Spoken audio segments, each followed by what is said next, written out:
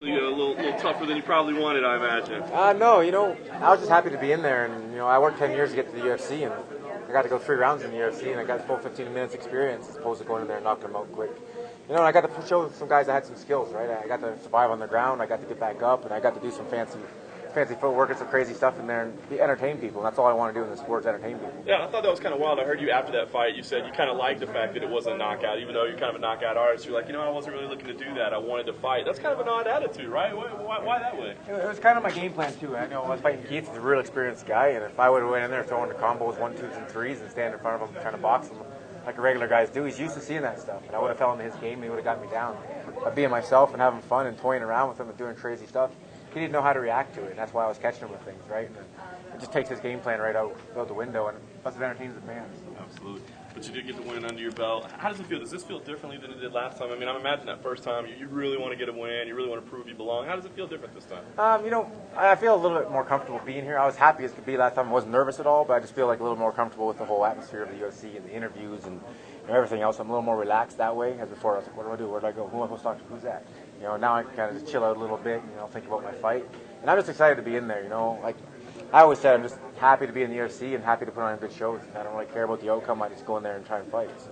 Interesting. So you value entertainment over wins and losses? Yeah, a lot of people keep asking me, what's your goal? Do you want to be the UFC champion? I'm like, there's a whole bunch of guys arguing over that belt right now. Let them argue, and I'll go there and entertain the fans right now, I just want to put on fights and, hopefully win myself a couple bonuses in the process. You called out Matt Riddle, and then all of a sudden you've got him now. Did that have anything to do with it, you think, or is it just by coincidence? I think it was just plain coincidence. Matt was supposed to fight again at the end of June. He had a small injury.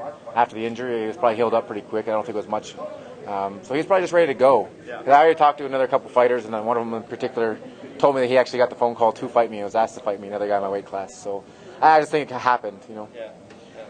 And how cool is it to be fighting here in Canada and, in front of everyone's going to be behind you. I mean, this is probably an amazing experience for you. Yeah, I'm pretty pumped to actually fight in my home country. I fought in Canada lots of times before when I first started, but I was always in Quebec. Yeah. And I was usually fighting a Quebec guy, so I was never the fan favorite.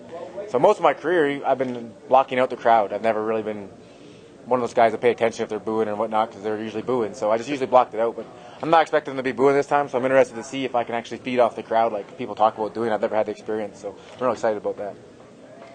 What is I mean, this card, your fights, it's been a lot of shuffling in and out, replacement for replacement and all that. I mean, does that affect you at all? It seems like you kind of just go with the flow. Yeah, I only focus on myself. They want to put somebody in front of me who wants to fight, let's have a fight, I was disappointed the same as the fans are. I'm a fan of the sport. I'm not just a competitor. I'm a fan of the UFC. And I've looked up to guys like, Shogun, Nogueira, and these guys, and I was excited to be on the same card as they were. And, losing them's a little disappointing, but at the same time, I'm on the main card. I was on Facebook prelim now, and I'm main card of my second fight in the UFC. I got really lucky. I got a great opportunity here, and I plan on taking advantage of it. There's some guys who've had almost 10 fights in the UFC haven't made it on a main card pay-per-view yet. Yeah. So I'm just really blessed to have the opportunity, and I plan on going in there and showing them I belong there for the next time, too. You talk about, just really wanting to be entertaining, but you're on a nice little win streak. You had a rough patch before this win streak. What's the difference between them? A lot of it was injuries, really. I shouldn't have been fighting, and fighting for the wrong reasons. I was injured, and I should have pulled out of fights, but I started fighting for money. I've never pulled out of a fight for an injury, and, usually it's because I need money.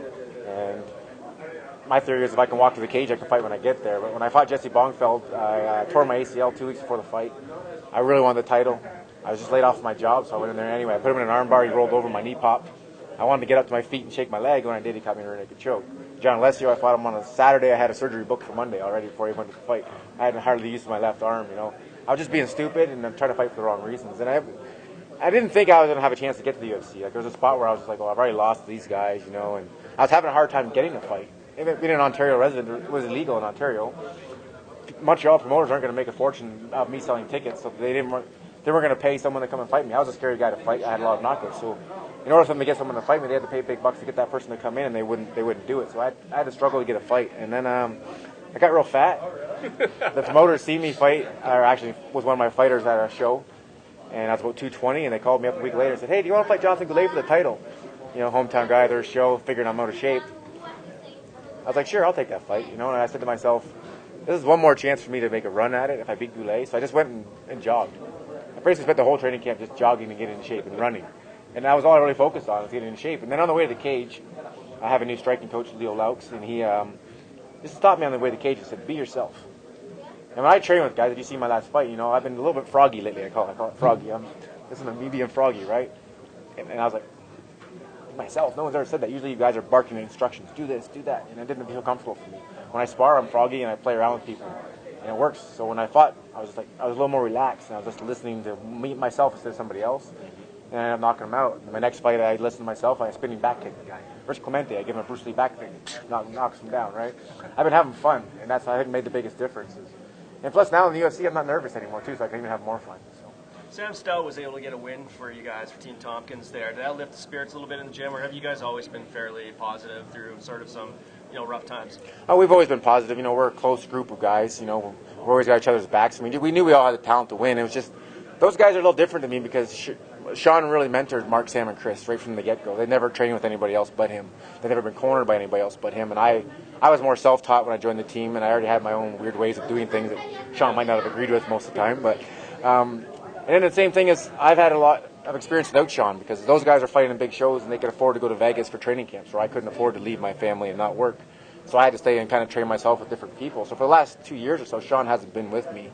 So it was really easy for me to, after he had passed, to still go on and compete normally because I was already used to it. Where those guys are starting over fresh. And it's hard, if you have a coach in your corner who doesn't know you, he can't really coach you. It's like talking a different language. Yeah. Like all coaches talk different combos are called different things, and you have different ways of communicating. If you don't know a guy, what do you know if he's good at it or not? So. Cool. Thank you. Appreciate the time, man.